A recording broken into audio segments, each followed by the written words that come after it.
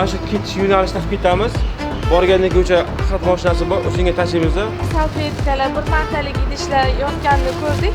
Birgalikda sizlar bilan shuni tozalab, oz bo'lsa ham media haftalik ishtirokchilar tabiat uchun o'zlarining hissalarini qo'shishidan xursand bo'lamiz.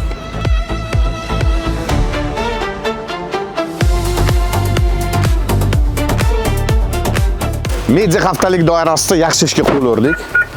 Chiqindi izlayapmiz. Endi aslida-ku afsuski izlashga hojat yo'q, chunki mana hozir ko'rib turganingizdek mana shunaqa chiqindilarni tashlab ketilgan. Dam olish uchun zo'r joy, zo'r imkoniyat qilib berilgan, lekin belgilangan joyga emas, mana ichilmay qolib ketgan. Mana shunaqa ariqqa tashlab ketishgan.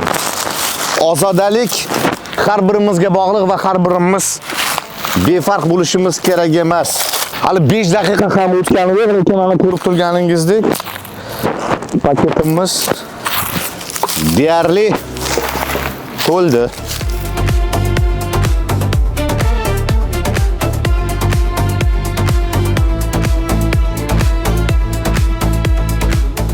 Bugungi kunda vatandoshlarimizning ekologik madaniyatini oshirish masalasi kun tartibida turibdi. Nima uchun?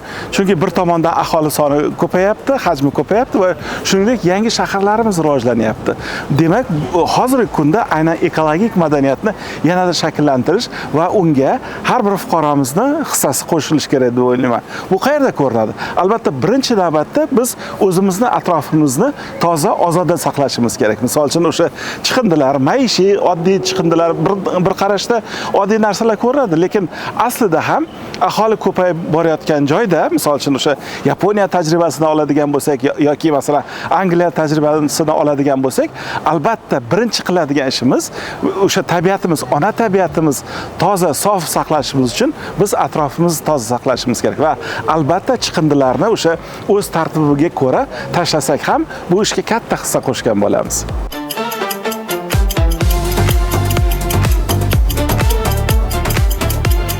Faqat aksiya doirasida emas, agar ko'zingiz tushsa, ozodalikka hissa qo'shishingiz mumkin. Chiqindilarni faqatgina belgilangan joyga tashlayman va farzandlarimdan ham xuddi shuni talab qilaman. Har birimizga bog'liq. Hech kim ko'rmayapti yoki kichik bir qog'ozcha tashlab yuborsam nima ham bo'lardi deb o'ylash kerak emas. Katta yo'lga chiqqanda oyna ochib, baklashka yoki qog'oz otib yuborishadi.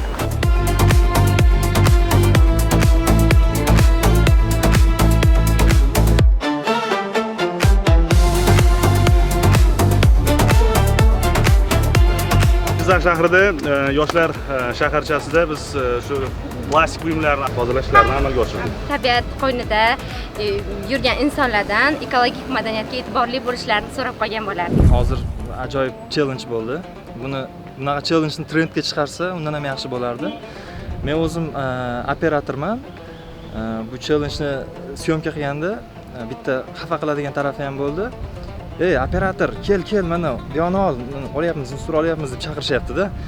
Endi men o'ylayman, bu yerda ko'chaga musor tashlash yoki musorni tozalash faqat bitta narsaga bog'liq-da. Bu ham bo'lsa inson vijdoniga. Ya'ni demoqchiman, sizni hech kim ko'rmayotganda ham, hech kim syomka qilmayotganda ham siz o'sha musorni yerga tashlamang yoki yoqmayotgan bo'lsa olib axlat ustiga tashlab qo'ying. Jurnalist va blogerlarni chiqindi terganini ko'rganmisiz? Bugun Jizzax viloyatida bir haftadan beri tashkil etilayotgan media haftalik doirasida Content markazi hamda chiqindilarni boshqarish agentligi tomonidan blogging aksiyasi o'tkazildi hamda media haftalik ishtirokchilari atrof muhitni belgilanmagan joylarga tashlangan chiqindilardan tozalashdi. Media haftalik tozalashdi!